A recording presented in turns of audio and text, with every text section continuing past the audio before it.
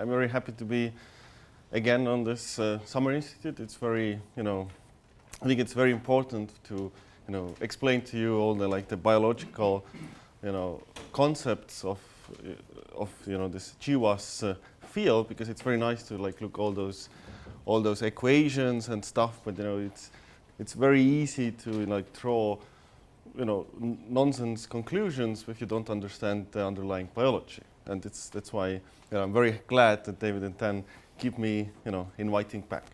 So yeah, I'm mostly talking about how you can use the Chiwas to draw some biological conclusions, to find the causal SNPs, genes, tissues, pathways.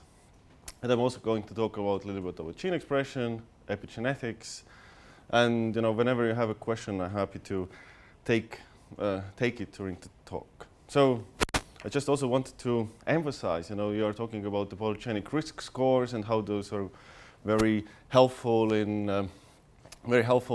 all type of social science research or drawing some causal inferences, but they also have a big implication in the public health. And this is it's a graph that I think it's very nicely summarizes it.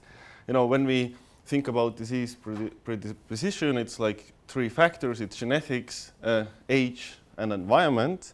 And when we get born, every one of you has a certain genetic score for, let's say, diabetes. So we all differ. Some are very lucky, don't have almost any of the risk alleles, and some are completely unlucky and have all the risk alleles. So the loading of the risk is different. And if you think our risk to disease is like a glass of water, the level of water at the birth is different. But then we, age, we start to practice a little less healthy lifestyles, like start to eat a burger, sneak to have a beer, go downstairs, have a smoke.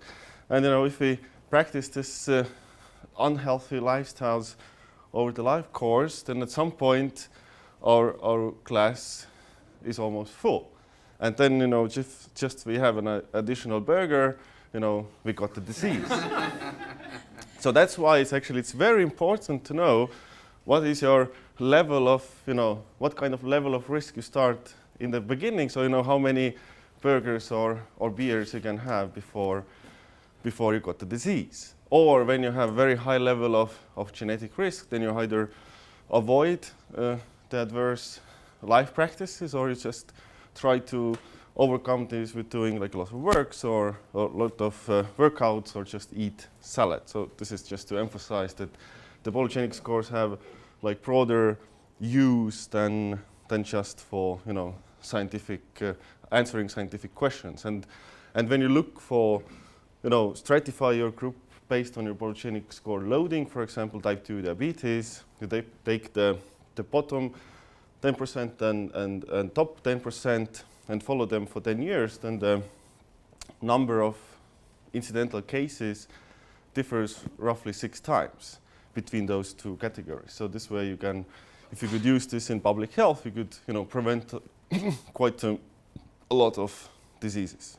Anyway, so now gets to the real stuff. So Fleur told you a little bit about the human genome and the structure of the human genome, but I just wanted to emphasize it a little bit further. So here we have 4 people, and here I have depicted roughly, let's say 1 megabase of their sequence. So it's 1 million nucleotides, and the nucleotides that are in gray, those don't differ between individuals, but those that are colored, those differ. And why it's so is that we have linkage disequilibrium in the genome. We are sharing, we have common ancestor between within a population, so people share big chunks of DNA, and in most part our DNA don't differ a lot, but there are the certain positions. So let's say we have the million base pairs, there is only some parts differ, and if we take those parts out that differ, then we can construct haplotypes. And now if you look at the haplotypes, there again, there is a lot of correlation between the variants that differ between individuals. And in order for us to predict or characterize a certain haplotypes, we don't actually have to genotype all the variants that differ between the individuals. But in this case, we just need 3 positions. We need 3 SNPs. Those are usually called tag SNPs to actually characterize those 4 different haplotypes. And this is how we can actually, when we start with the full sequence, the human genome has 3.3 billion base pairs, and go down to just the tag SNPs, which current arrays have like 700,000. So there's a huge reduction of information, and that's how we can actually profile so large number of human genomes so cost efficiently. And that's how, while the initial human genome cost roughly $3 billion, it was $10 billion. Currently, we can do array genotyping roughly for $25, and that's how we can get hundreds of thousands of characterized individuals.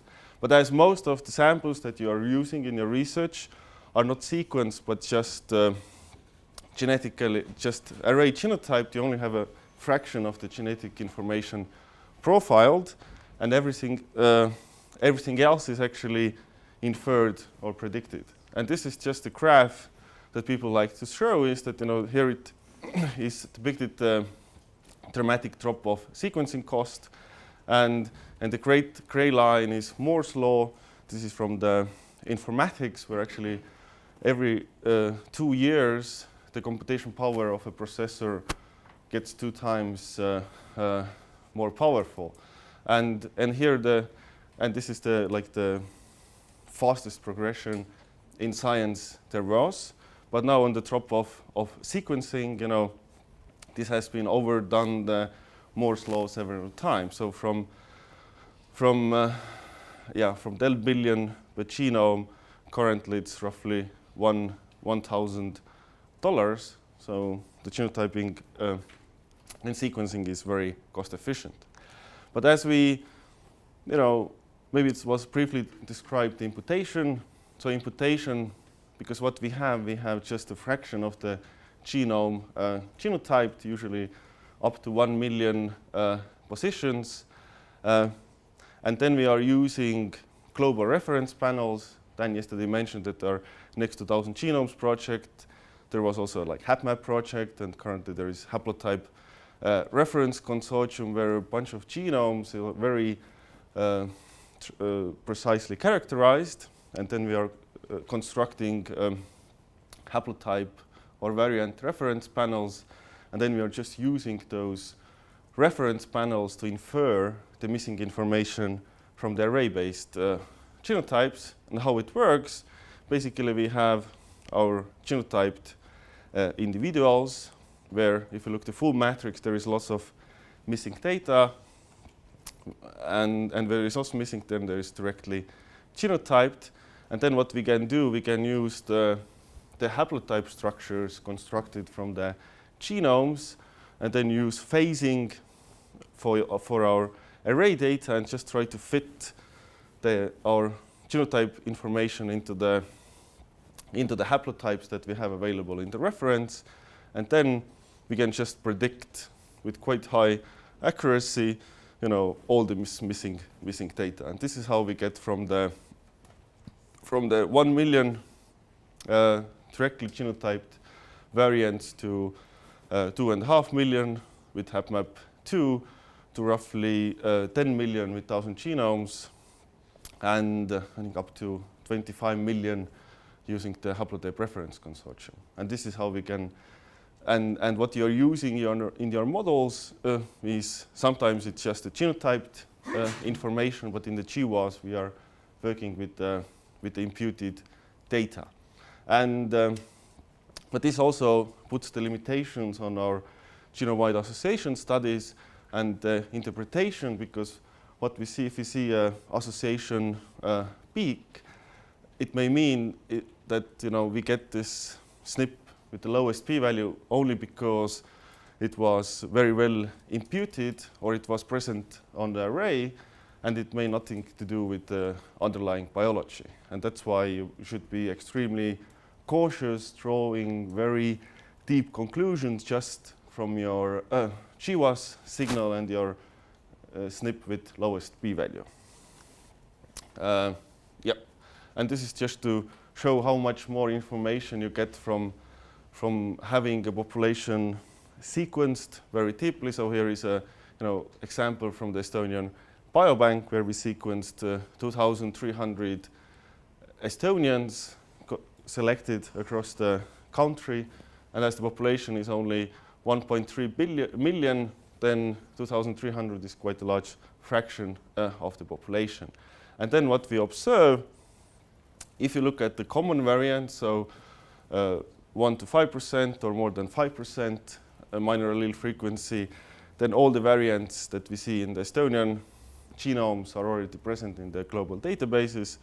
But if we go for the lower frequency variants, then majority are novel. No one has seen them before. But now as we use those genomes of a population to construct a reference panel and use those for imputation, then basically we get much better or much more accurate imputations on the genotype level. And this is particularly true for low frequency variants. And you are currently not really using the low allele frequency variants in your models, but this is also the field, or where the field is moving to, move from common variants to low frequency or ultra rare variants and look the effect on phenotype. And this is just to show that while the array data is very good, and if you have like unlimited amount of samples but limited amount of cache, you should always just genotype them, and you get already quite a lot of out from the array data. But if you have limited amount of samples but unlimited amount of cache, you should always go with the deep sequencing. But the latter case is not very often the situation where you have. What's the difference between the latter two columns there? The egg cut plus 1000G? Yep. What's egg cut? So it's so the egg cut plus 1000G is we take all variants that we in Estonians, and then we just add what comes from the 1000G, or then we start with the 1000G and add what is present in the Estonian genome. It's like a little bit, the number of variants is different. So it's because they are losing somewhat the variants that, for example, here, you are including stuff that is not present in the Estonian, for example, the African haplotypes or Asian haplotypes. So yeah, so that's the difference. And also yesterday it was, we discussed a little bit about the effect of rare alleles and how this population stratification comes into play, and genomic relatedness, and while this genomic structure is not really a problem with common variants, it becomes more an issue if you are dealing with rare variants. Here we have a map of Estonia, and here what we did is just we clustered individuals based on their county of birth, and just run a principal component analysis, and then just estimated the median per county. And if you follow the coloring, you can see that the geographical position of a county corresponds very well with the genetic location of a county. And why is it? Because the Estonians have been over 1,000 years like non-mobile, and there are like historical clans. Like here is a family tree which goes as deep as 8 generations and depicts 10,000 historical individuals.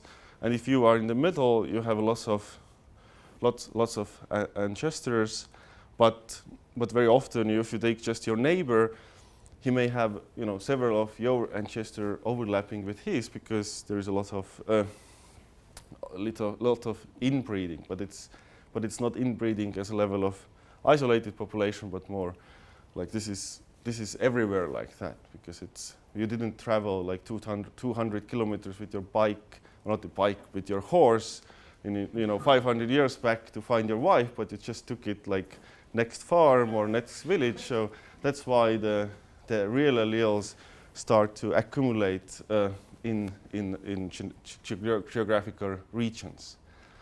This is just a representation of how those, you can have like 10 zillion ancestors, and how you could, not me and David, we cannot share a certain haplotype, but for example, me and my wife, we can share several haplotypes just because we have like, our parents are coming from the same geographical area, and by incidence, we just have some haplotypes common.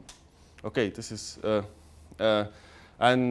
why I'm talking about the rare variants, because this is where the Chiwa's field is going. In the EA3, I think we still are looking at the variants that are at least 1% allele frequency, maybe just 5%. But this is a very recent height paper where the sample size was roughly 700,000, and there we discovered, a couple of variants which are, very low allele frequency, but the effect sizes are, not what you used to see in Chiwa. So there, one SNP could have effect of reducing your height or increasing your height like 2 centimeters per allele, where usually it was like 0.2 centimeters or 0.02 centimeters per allele.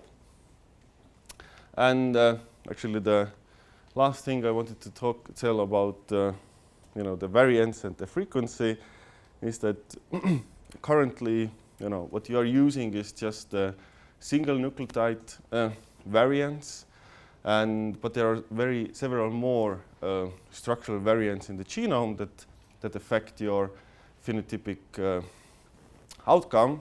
For example, if you look at the polygenic score in the light of educational attainment, then this explains quite a lot of variation in the population. But when we also look at like those ultra rare, so very, you only find it, let's say, only once or twice in your sequence sample, but those are the mutations that really, make the gene dysfunctional. Then those have a significant effect on the phenotypic outcome. Then if we look on the recessive effects that are quantified by having, big regions in the genome where your haplotype that you get from your parents is exactly the same. So the same haplotype from your mother and the same from your father. So this has a significant effect on your phenotypic outcome, but then also, things that like copy number changes, where you are either missing a big chunk of your genome, or you just have like several copies of this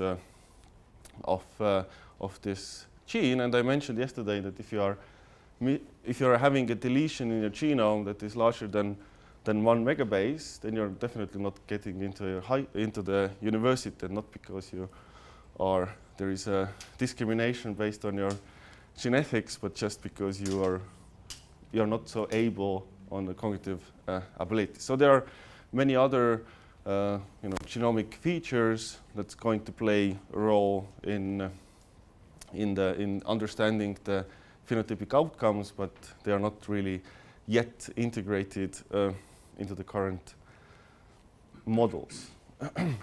But now, this was a short introduction into the common and rare variants, and now the topic I'm really been working on in the Social Science Genetics Association consortia is like, how to make sense of the Chiwa signals that we get.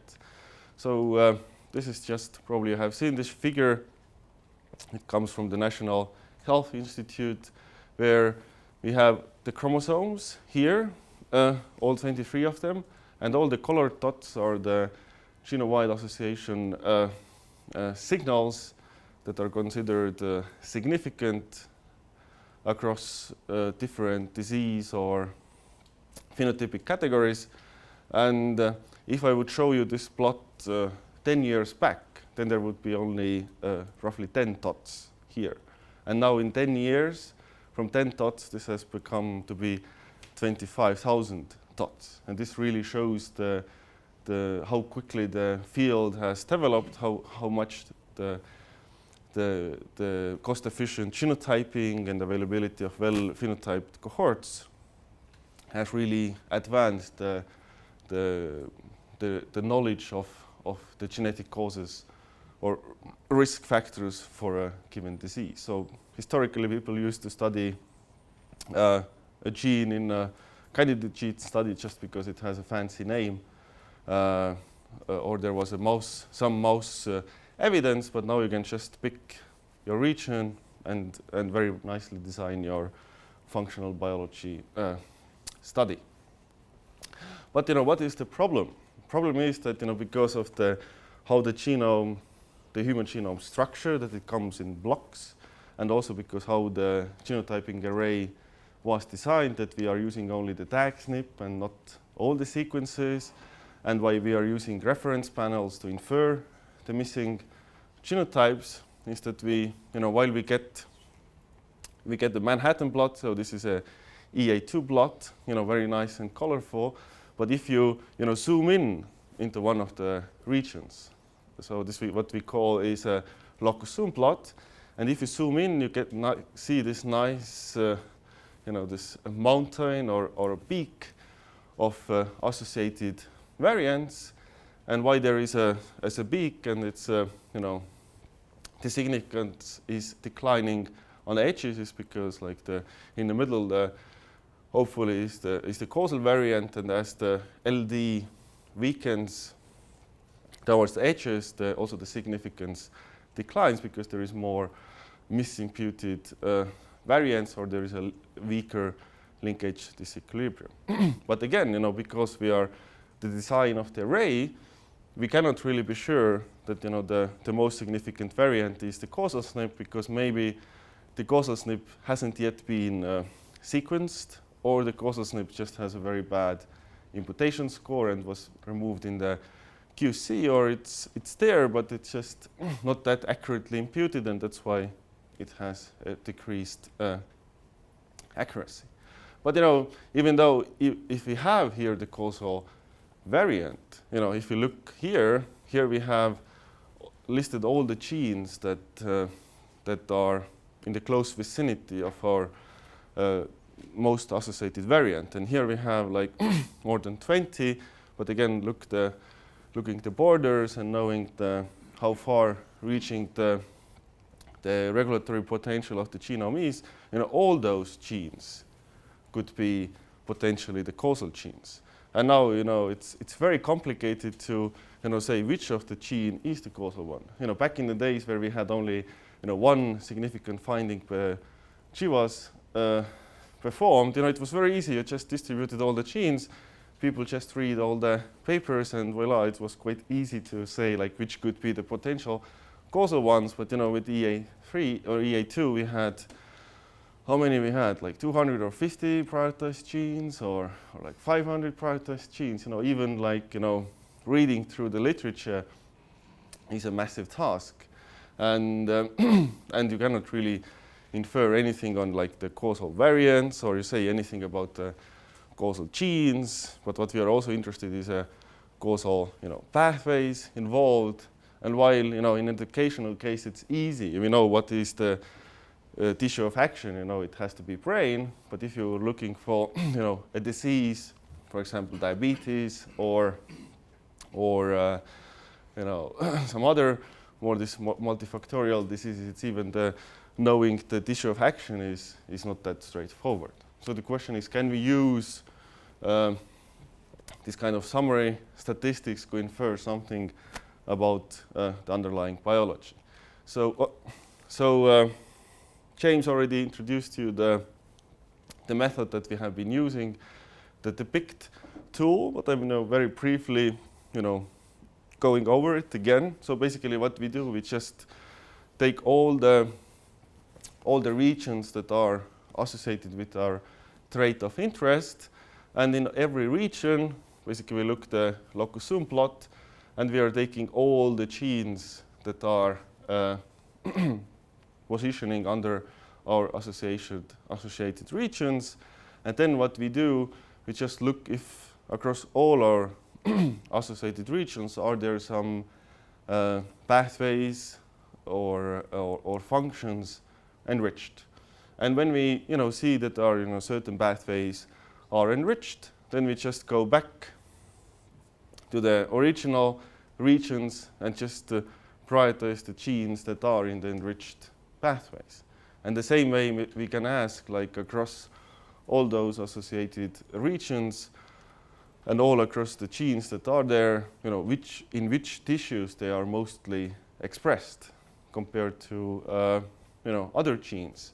And again, knowing that most of the educational attainment genes are expressed in brain, so again we can use this knowledge that our tissue of action is brain, and then we can prioritize again genes that are highly brain expressed, being the causal genes. So this way we can, using this tool, we can prioritize pathways, we can prioritize genes, and we can even prioritize tissues. And one you can ask, like, why this tool is so much better than everything else out in the literature. The main reason is that it's, it assigns the genes into the pathways, not just based the functional studies or mice studies that have been performed so far, but what it uses, it has downloaded all the available gene expression data, and there is roughly 80,000 samples screened with gene expression array, and then it just uses this data to look for correlations. So basically it just run principal component analysis and just called or loadings for every gene, and then it basically goes beyond the known biology and predicts the functions to the genes, predicts the genes, the tissues of action, and this way you can actually infer more about your Chiwas than anyone else, because you can go beyond the known biology. But similar, and this is just one example, again, EA2, and what we did, we just looked across all the regions, 160, and across all the genes that were in those regions, and then asked the question in which tissues those genes were mostly expressed. And used the GTEx database, where there is I think 500 people and 100 tissues. Gene expression was measured, and here you see that the brain was hugely overrepresented, and no other tissues so far. And another graph from the EA2 is we used another database where like different developmental stages, like prenatally, so before birth and after birth, a small number of brains were screened for gene expression. And then we saw that, many of the genes that we showed were brain expressed, they show much higher expression level like prenatally, so before birth, than after birth, showing that, the most of the, at least based on the loci that we had at the time, so most of the action, the biological action happens before birth in, and determining how cognitively able you are in the future. James will show you tomorrow that, the current picture is a little bit different, but again, the more genome-wide associations you have, the more biological insights you will actually get. But similarly, what you can do, not just focus on the gene expression, but you also look for epigenetic marks or genome regulatory marks. So basically, what we did here, we used LD score regression, but our regions were stratified based if the genome was very tightly packaged or it's like open. It's called that, and how it's measured, they just use an enzyme to cut the genome, and if the genome is very tightly packaged, the genome stays intact and it's not cut into pieces. But if it's open for enzymes, open for regulators, then it's cut into pieces. And so basically what we ask, if we take there are databases where different tissues have been manipulated with such enzymes, and then we ask, like, if in the regions where we prioritized our genes for EA2, in which tissues the DNA was non-intact, meaning that the DNA was open for action. There could be genes could be translated into proteins, and here what we see, if you look for in an educational point of view, the central nervous system, then we show that for educational attainment genes, it was more open in central nervous system compared to genes involved in body mass index or height. But just as a positive control, connective tissue, which is of course the tissue of action for body height, there we saw a huge enrichment on the height gene, showing that most of the height association regions fall in regions that are active in bones. So this is how we can show that our Chiwa signals also make sense biologically. So what are the more specific tools that we can say something about the genes, not just the tissues or pathways? And in one way is actually to use gene expression levels. But the problem in the EA2 case is that the tissue of action is brain, and it's very hard to get brain tissue, or people are not very eager to donate their brain tissue, or if they donate it, they are not socially very active anymore. So it's not very easy task to collect brain tissue. So usually we go with blood tissue and blood expression levels. But again, this is not really the tissue of action. But there we can achieve large enough sample sizes to find even the smaller effects in blood, whereas they may have very strong effects in brain.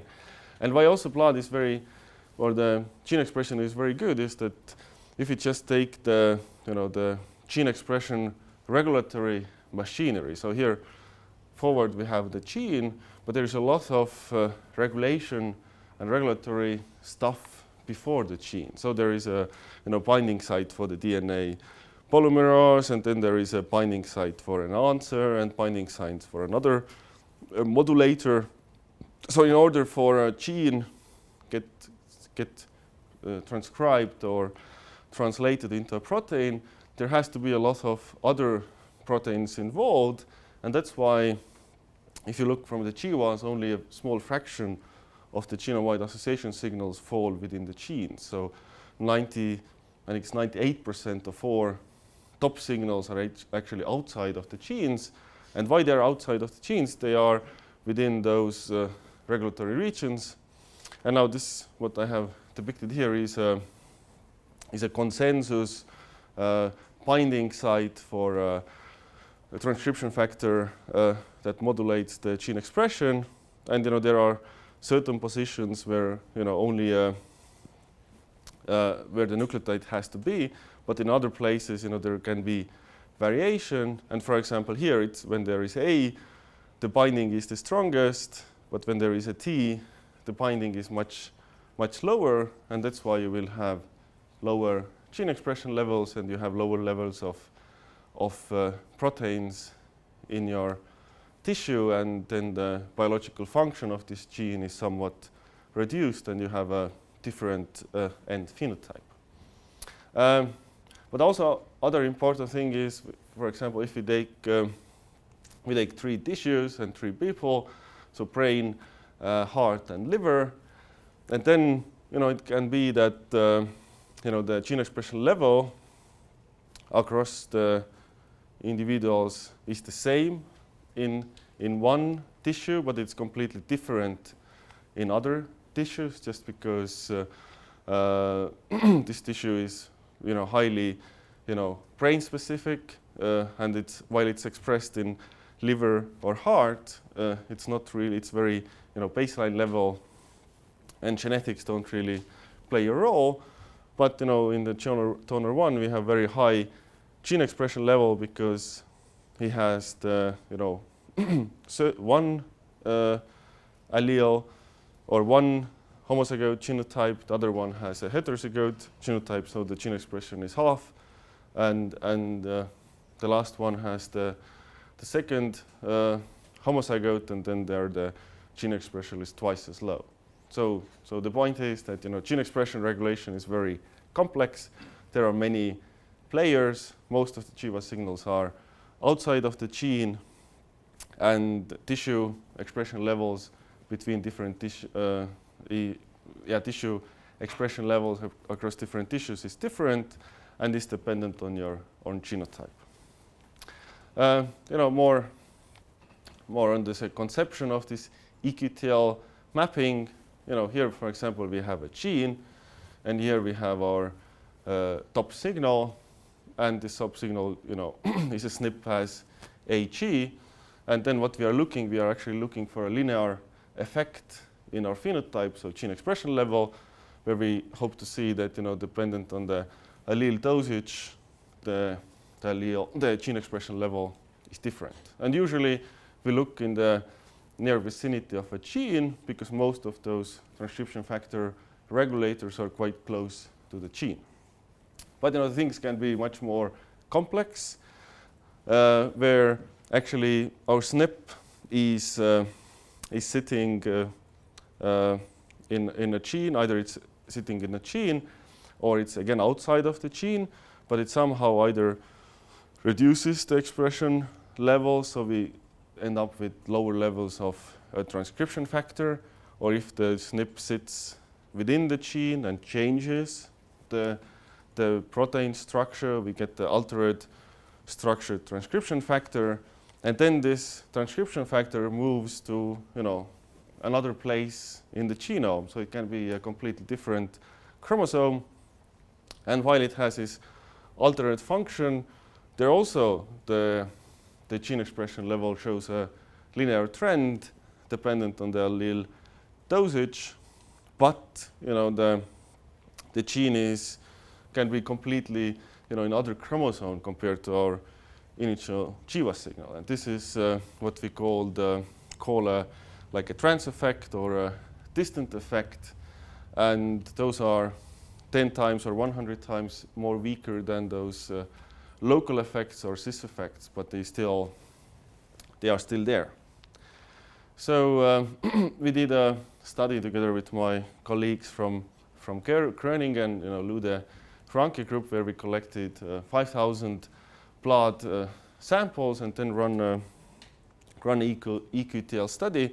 And what we found out was at the time 20% of all our tested SNPs had significant EQTL effects. So usually what people do is that they have a Chiwa signal, they just go to an EQTL database.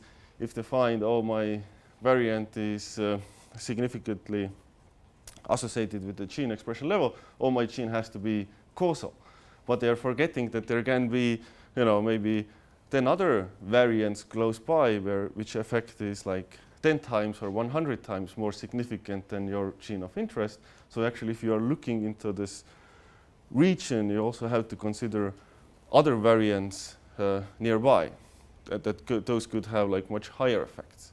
Another thing that we saw is that roughly half of the genes that were expressed in the blood, so I think it was roughly 16,000 genes. In total, we have 20,000 genes.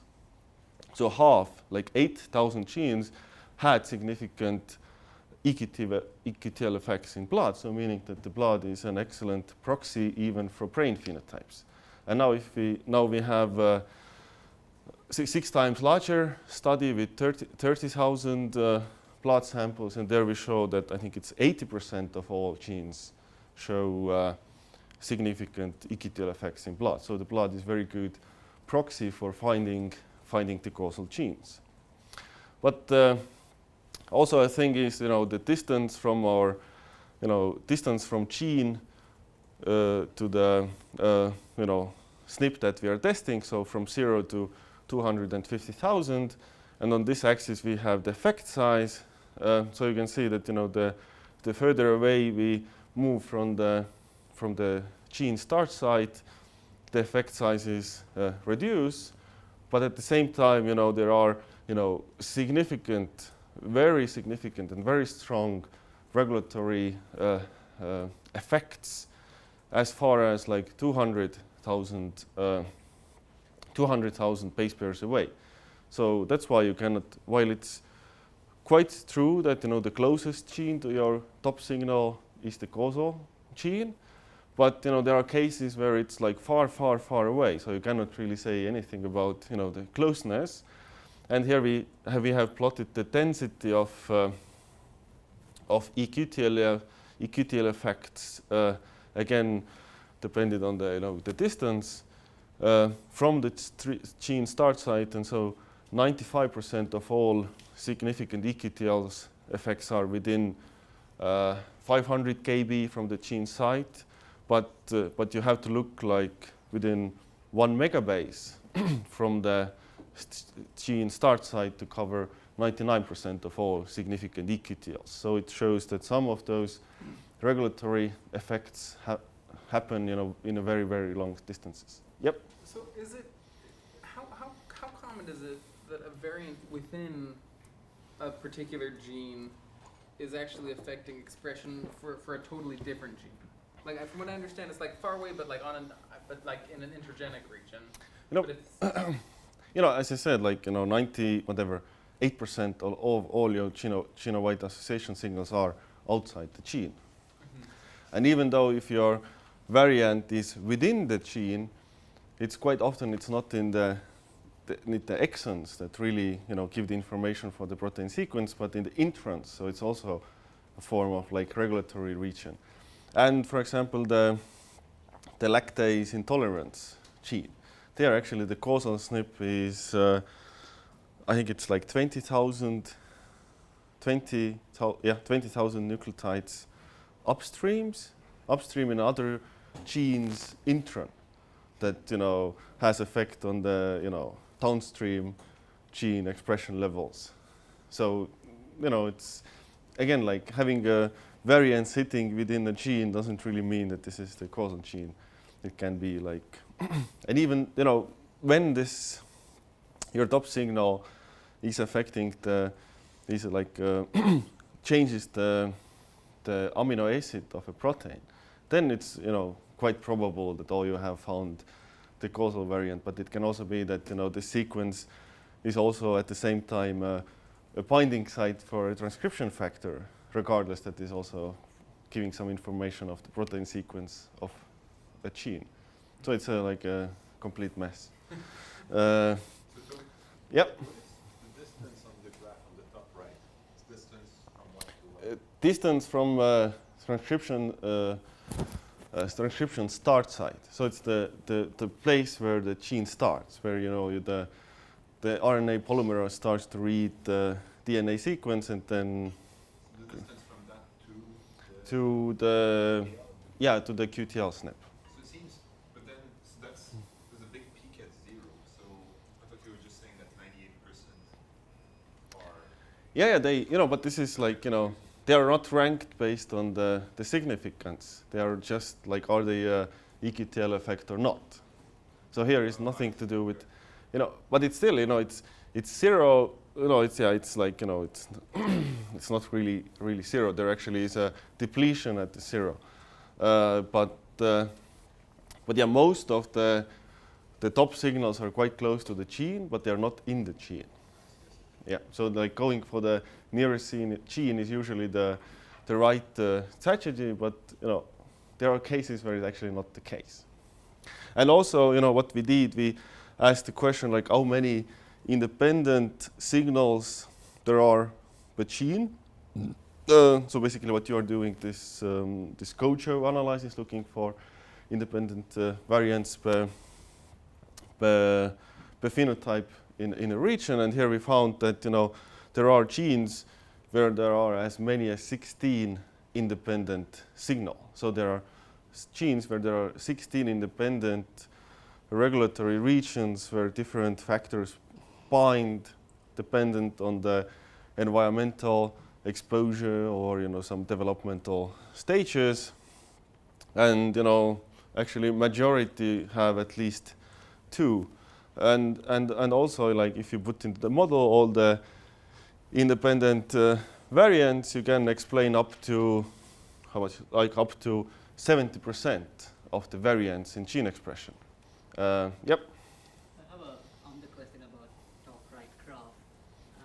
So if you're sort of saying that most of the GWAS mechanisms of your top hits is likely to feed you to EQTs, for example, why doesn't if you sort of take all the sort of significant p-values across all the GWAS, why doesn't that curve sort of resemble this curve? Is there like, I mean, why are we more likely to find significant SNPs away from genes as opposed to within genes? Because EQT is, there's like a peak within the gene. Actually, it's not in gene because it's the 50 kb plus minus, and the gene is usually like only a couple of thousands of kb. So it's just a little bit misleading, this graph. But why we on a biological sense or on an evolutionary point of view, like why most of the Chiwa signals are not within the genes is because you don't want to mess with the genes. Sure.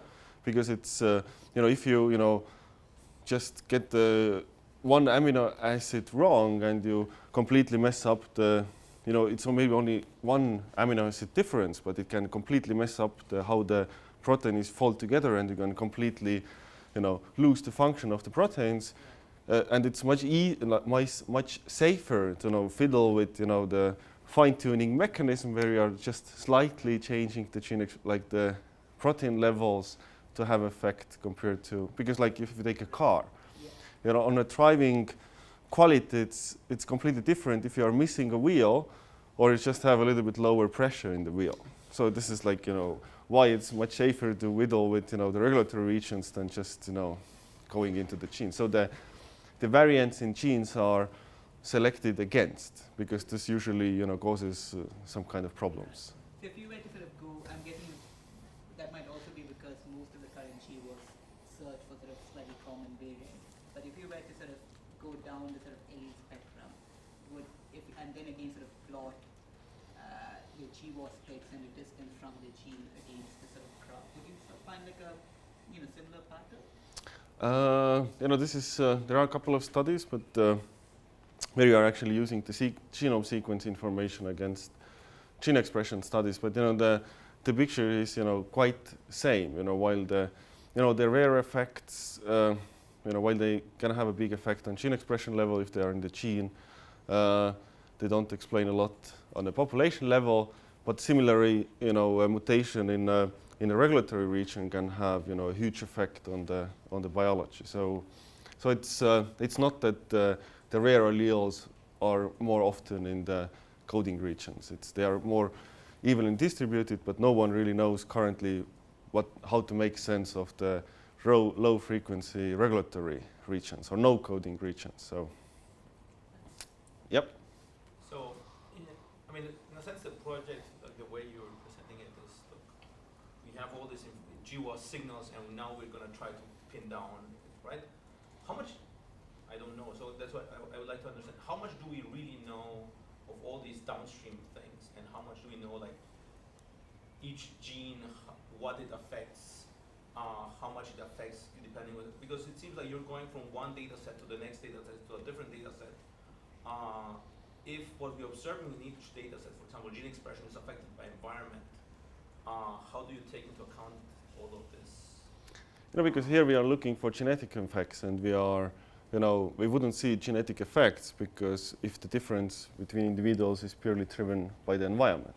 So even if there is difference in the environment, we still see the genetic effects. But we don't really know the functions of many genes. And for many genes, we don't even know any functions, and that's why we are using the PICT, where you can predict the function of a gene.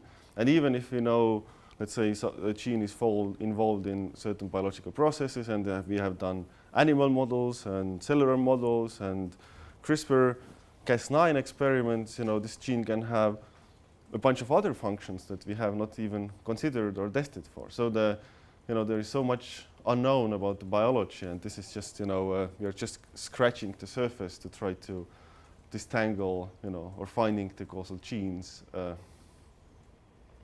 Because I was wondering in the sense, But I I can't will- remember which study. There was some study like with some reptile or something where they changed the environment and almost like the body of the thing changed completely, right? Yeah, So the I'm thinking- octopus can actually change completely their gene expression levels, and So imagine that the samples to which you're moving from the GWAS to any of these things are all very much in a certain environment. So all the predictions that you're doing are driven by the expression that you observe given that environment again, right? so the So if thing. it's not the same environment from the GWAS that you took, then it's not even clear. No, but for example, like James, for example, in gene expression, the genetic effects, because the phenotype is so close to your mutation. So the effect of mutation, it's huge. So it explains, as here, it can explain up to whatever 80% of your phenotypic variance. And there, even if we are using methods control for all those technical variables like age and gender, and if the technicians did the experiment before or after having a beer, or whatever, is it summer or winter, all those kinds of things we can take into account with quite clever mechanisms. So here the environment doesn't really have effect when we are looking for genetic effects, because the genetic effects are just so strong. Yes, James? Yeah, I think I have some reasonable answers to some of these good questions. So we're talking about how genes have multiple functions, and they can actually behave quite differently across different environments or in different tissues. So for example, BCL11A, which is part of the MPBAF complex, which is a thing that reshapes the chromatin landscape in such a way as to favor the proliferation of neural progenitor cells. It also can function independently as a transcription factor regulating migration and axon growth. But the thing is, if you bang in BCL11A into Google Scholar or PubMed, the top hit is like a paper in Science about its role in the regulation of fetal hemoglobin. There was a paper in Nature in 2016 about exactly the same thing. And so a reasonable question you might ask is, well, what is the relevant biology for your phenotype? Is it the sexing mechanism that you favor, anything to do with neuronal migration or something, or is it maybe something else that you don't have the imagination to think of? Yep. Well, one way to answer this question is to aggregate across multiple GWAS hits, and this is actually what DEPICT and other enrichment tools do. You can see if the significant SNPs tend systematically to land near genes with annotations referring to things like neuronal migration, and if you see that they do so beyond some statistically chance level, whereas they don't systematically tend to run near these genes that are involved in fetal hemoglobin regulation. I mean, one of them might have that annotation, but they don't systematically tend to fall near those genes. Then you become more confident that the relevant biology has something to do with neuronal migration and not regulation of fetal hemoglobin. And that's also the relevance of the tissue things Tony was showing earlier. Yep. If your genes that are near SNPs, on average, are highly expressed in the brain, but not in the heart or cardiovascular tissues or other tissues, that also increases your confidence that the relevant biology is something to do with the brain and not fetal hemoglobin. I guess the other question is given heterogeneity of environments and how this affects gene expressions and what the gene actually is doing in that context. To some extent, the PICT actually exploits this variation. So it's the 80,000 microarray experiments Tony was referring to are not really replicates. They're actually, some experiments might be of what genes are expressed in a cell after they've been exposed to heat shock, and other experiments are in mice, and other experiments are in humans, and some are at different developmental stages. And there's all kinds of heterogeneity, but this gives you a chance to detect correlation patterns. Like if a gene has a certain annotation as having something to do with the brain, and there's some other gene that lacks any such annotations, or in fact its functions are completely unstudied. But nevertheless, if that gene is consistently co-expressed with gene one across all these different conditions, like if they're both down in this experiment, one is down in this experiment, the other is down. So that can also be used to create, the reconstituted gene sets, as we call them.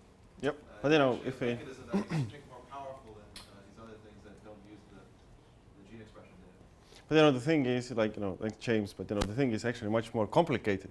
You know, this was just, you know, if you look the genes close by, but we, as I mentioned, there are also effects that, you know, span not just, you know, kilobases, but megabases and actually, you know, chromosomes, you know, and those are the trans effects. And what we did in the same study, we just took a Chiwa's catalog. At the time we had 500 SNPs, actually 4,000 SNPs, and out of those, 8% had effects not that were close to the gene, but actually in the other chromosome. So it's like it's completely, you know, messes up your understanding how to find a causal gene, because it's not even, you know, close to your genome-wide association signal. And this is, you know, those effects depicted using a circus plot. So basically we have the chromosomes in a circle, and we have the SNPs in the interrealm and genes in the outer side. And here you can see that there are like hotspots where you have a SNP that affects gene expression across the genome. So it's not just that your local effects or the local genes to your genome-wide signal are important. There are all genes across the genome that have effects. And if we, you know, again, you know, this is just like 8%. You think it's not really, you know, nothing. It's just a statistical problem. So this is a different plot, but it's the same way. Here we have the SNP positions, and there we have the genes positions, and there we have the 8% of trans SNPs. But then we, you know, increase our sample size 3 times, and now we see that 19% of all tested genome-wide association signals have, you know, effects, significant equatorial effects in other chromosomes. And if we increase the sample size to 30,000, then we see that almost 35% of all genome-wide Chiwa's catalog SNPs have trans effects. So this means that, you know, you have your genome-wide association signal, but this has a more, you know, global effect on the gene expression level. So it's prioritizing the genes becomes even more trickier, because in a depict tool we are only looking in the regions that are highlighted by our Chiwa signal, but there can be like many more, much more biology that we can infer. And just I have a very nice example to illustrate this. Here we have a risk variant linked to prostate cancer, and then we look for the local effects, cis effects. Yeah, we find 4. And if you look the functions of those 4s, they are like somewhat linked to cancer biology, but not so much. But then we look for, you know, trans effects of this cancer risk variant, and we find 16 significant trans effects across 11 chromosomes. And now, you know, you look the color coding of the gene functions, and actually you see that you know, many of those trans genes are very relevant to cancer biology. So it's like, you know, the the build-up of the blood vessels to the cancer tissue, or, you know, the specific, you know, the avoidance of DNA repair, so a cancer cell can remain a cancer cell. And this we can infer from completely healthy individuals without any existing cancer diagnosis. And now in the newer study, you know, this is you know, the type 1 diabetes NIP, but there you can see that there is a lot of like cis effects, trans effects, so all the different genome-wide association signals start to, you know, interact through the genes, so they have local effects on genes that are trans effects to other disease variants. So it's you know, it's you know, interpreting of the Chiwa signals also requires much more complex models and databases. So it's the underlying biology is like much more complex that you know, any biologist, you know, hoped for, I think. So yeah, so this is for the gene expression. Now I have a couple of slides on epigenetics. So basically, the epigenetics are molecular modifications that are not in the DNA sequence, but rather on the proteins that are binding on the DNA sequence, or the DNA is packaged on it. And there are several different chemical modifications. Methylation of the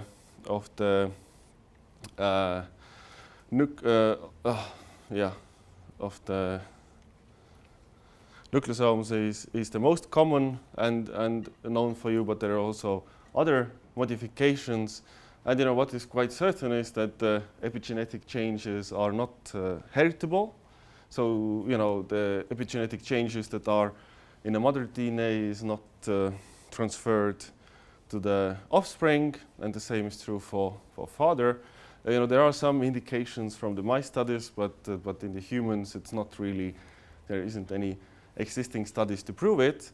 And while there are studies, for example, studying the mother's environmental exposures during the pregnancy, and there are, for example, if a mother is smoking, the methylation patterns of a child is altered, but this is not really inherited. It's just a very early environmental exposure, and this way it's not heritable. It's just that in utero you are just exposed to the adverse effects of smoking. So this is just a very early life exposure. Yep. But what about the susceptibility to epigenetic modification? Would that be inherited? I will. That probably varies, right, from person to person? The large fraction of the variance in the epigenetic marks is actually driven by genetic makeup. So it's like you may be genetically more susceptible for a certain epigenetic changes. But this again, that's the underlying cause is genetics, and you're just more susceptible for these methylation changes. So just a very a graph, some study in twins a couple of years back, where they just had twins and then compared the twins at different ages, and then within the twin they also looked for healthy breast tissue and the cancer. So those are the monogenetic twins at birth. So very very similar. But if you look them 90 years later, their correlation in the methylation pattern is already much more diverse. But it's also, if you look, for example, the healthy breast tissue and cancer tissue, or for example healthy lung tissue, or cancer tissue, the correlation in methylation patterns is already very much different. And if you compare to cancer tissues on its own, they are completely different species. So this shows that the age has an impact on your methylation or your epigenetic marks, but also different stressors, like maybe smoking or this type, cancer, also completely changes your methylation patterns. And and I mentioned that large fraction of the difference in the epigenetic marks is to genetic differences, and quite similarly as we saw for the gene expression levels, there is a lot of cis-acting SNPs on methylation level. So this is very close where the so the SNP is within the same chromosome, but there are also trans effects where genotype in one chromosome is affecting a methylation site in another chromosome.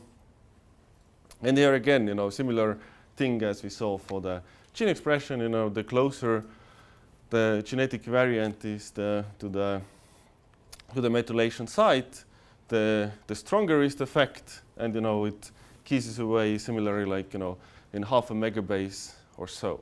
And again, this is highlighting the the trans effects of the methylation pattern.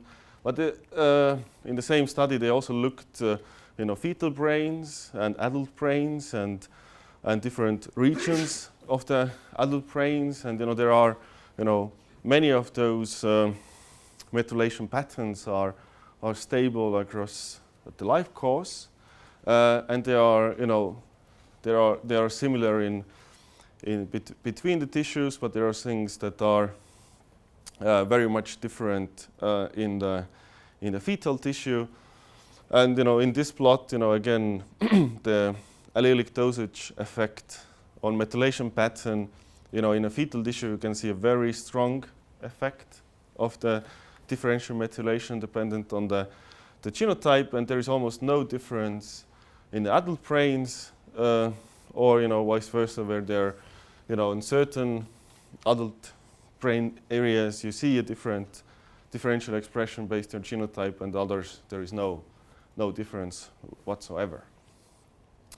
Then what I'm not saying that the epigenetic marks cannot be used, but I think the epigenetic marks are also a very good proxy for environmental exposures or environmental risk factors. One of those is age. So and methylation is an excellent predictor of your chronological age, but it's not perfect. And what is currently under study is that if for example, your epigenetic age is much younger than your chronological age, are you then healthier? Are you protected against some of the late onset diseases? Or for example, if your methylation age is 20 years older than your chronological age, are you then more susceptible to die early? So you could use, if you have, for example, a random DNA sample, for example, in a crime location, and you can genotype it, you can just say how old approximately the carrier of this DNA from the site is, and then using the genetics, you can construct the facial features, and you can look the polygenic score for obesity and height and stuff. You can actually already construct quite good image of the person already based on the features that you can read from the DNA and the age using methylation. Of course, you cannot get if it's if he has a beard or not, but this is a small limitation. But also another excellent example where you can use epigenetic marks is actually quantify the exposure to cigarette smoke. If you just compare the current versus never smokers, a study found at least 1,400 differently methylated sites. But also, what is more interesting, if you look past versus never smokers, there were roughly 200 sites where the methylation differentiated, and for some of the marks, even up to 30 years after you quit smoking, you could see the differences in your methylation pattern. And so this way you can actually quantify passive smoking. If your study, the individual that you're studying is not reporting smoking himself, but maybe there is household smoking that could have an effect. So it's in a very good, or your study participant just plain lies to you that he's not smoking. You just can call them on the spot using methylation. Another thing is actually another, so to say, environmental stress factor is is obesity.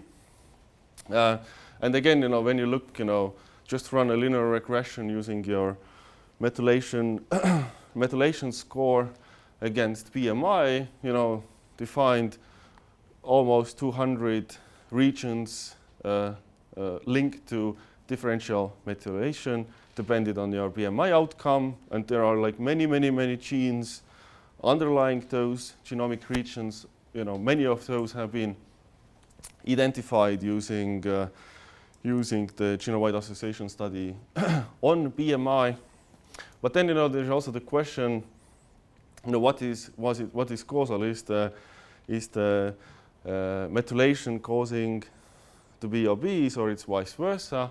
And as you know, you can get very strong instruments from the methylation analysis. Similarly, as you can get very, very strong instruments from the gene expression studies. So you can start to ask, like, do Mendelian randomizations and inverse Mendelian randomization to actually ask, like, is the methylation, causing you to gain weight, or the methylation is just a consequence of being obese? And they concluded that there is almost no evidence for methylation causing the BMI, but it's just the cause of overweight. Your methylation pattern changes.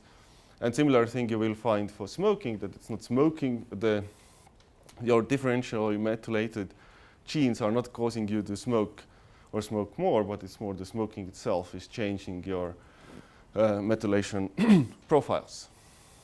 So, but there's also, like, always comes up, like, how this transgenerational inheritance. I said, like, by in how the methylation works is that at the conception, all the methylation marks from the DNA is, like, ripped off, and then later on new epigenetic marks are added. But what? There was a study with like 120 families, and they had available both the genotype information and methylation information, and then they asked what is the correlation between monozygotic twins. So they estimated to be like 0.2. Then they looked for dizygotic twins. They got it should be half of the heritability of the monozygotic twins. They observed half, and also for siblings it was also like 0.1, so half from the monozygotic twins. What is quite interesting is that if they looked the methylation correlation between like mother and offspring and father and offspring, then they observed that there was a little bit higher correlation between mother and offspring compared to the father, showing or indicating that there are some very minor but still detectable common environmental effects, because there are a mother and a child is sharing more environment and more similar exposures than child and father. But also there was, quite interestingly, there was some like parent-parent correlation, while very weak, but again indicating there can be some common environmental effects, like again, like if you are exposed to rural versus like countryside, more polluted air versus like less polluted air, or something like that. Yep. The sort of difference in mother-offspring and father-offspring correlations, can you also sort of explain that by some sort of parent of origin effect? No, because the parent of origins, again, it's dependent on the genotype, and there aren't there are some disease cases like Prader-Willi syndrome or Angelman syndrome, where there is dependent on if you inherit your risk allele from your mother or father, you either have the disease or not. And DECODE has shown that also for some other disease outcomes, for age of I think menopause, they showed that it depends if you inherit your risk allele from your mother's side or your father's side. So there could be something like this as well, like parent of origin effects, but it's so far it can be the case, but there is no, at least I don't know any like this convincing experiments. But if you get like more and more data, we can start to ask this kind of questions as well. But probably like it can be like the larger correlation or explained variation between mother and offspring is maybe like the mother smoked or were obese, and this had more had direct effect on offspring methylation levels compared to fathers, obesity doesn't really have any effect, I guess, or maybe. And this is just to showing the genetic heritability of the different methylation sites across the genome, and you can see that it's quite evenly distributed. There is a stronger peak for the HLA region, but otherwise it's it's quite the same, and it is also not as highly. The genetics doesn't play that high role as in gene expression, but the effects is still rather important.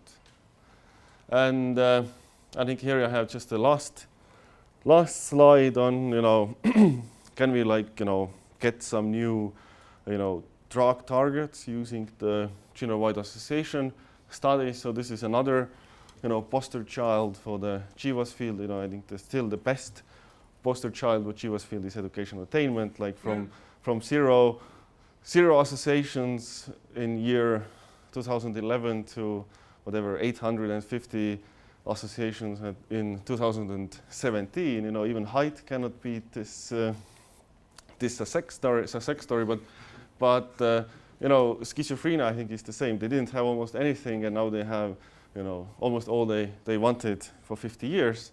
But again, we have this massive association plot, Manhattan plot, and the long known association, as Matt knows more about schizophrenia, but I'm just showing his excellent example. It was long known that there is a association signal from HLA region, and it was in the certain class 3 gene, and like in a cluster of C4a and C4b, but because of the HLA region is like a mess. It's like 6,000 or 6 million megabases, like long range LD, complete rearrangements before birth and after, and so it's it's very complicated to work there. But what they did, and colleagues from Boston, what they did, they worked out the haplotype structure of this region, and they identified there I think 4 different major haplotypes which were tagged by a bunch of SNPs, so they could use the SNPs to predict the haplotypes of certain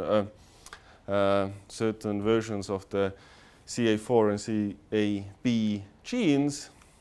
And then what they could do, they could start to quantify the risk for example, certain haplotype in cases versus control, and certain haplotypes in different mouse experiment expression levels, and so on and so forth. But why this is so nice is that this C4, what is its function? Its function is to actually prune the synapses in development. So if your axon grows out, or there's information change, there's like a ton of connections, and then you have to prune down those connections, otherwise you're overwired and you just get your brain just doesn't work. And what is good is that this pruning down of the wires actually starts when at the onset of adolescence. And so what they observed is that in the I think in the schizophrenia cases, the haplotype that showed increased pruning was also more common in the schizophrenia cases. So basically showing that there is too much pruning in the schizophrenia cases, and this caused or this is probably increasing the risk for schizophrenia. And now if you could design a drug against this specific haplotype or specific protein version of this gene, you could have a very efficient drug against schizophrenia. And this is just one example where you have a massive genome-wide association study, again really worked down to the causal effects. We have another very nice story in the Estonian Biobank, with just analyzing 1,000 people with deep genomes and blood cell phenotypes, we identified non-coding variant with allele frequency of 11% in Estonia and 1% in the rest of the world. And then we just cut out this regulatory region from the blood progenitor cells and showed that this regulatory region is responsible for the differentiation of this particular cell type that we were studying. And this you could only identify just using 1,000 people from a small population and just using the latest molecular biology tools. So this is how the future looks like for molecular biologists. It's nothing to do with the equations on the whiteboard. It's just all the animal models and CRISPRing of the cells. So happy to take questions now, or we have the office hours happening very soon after, and I will be around for answering any of your. None of your questions is crazy. It's just maybe misinformed. So, thank you.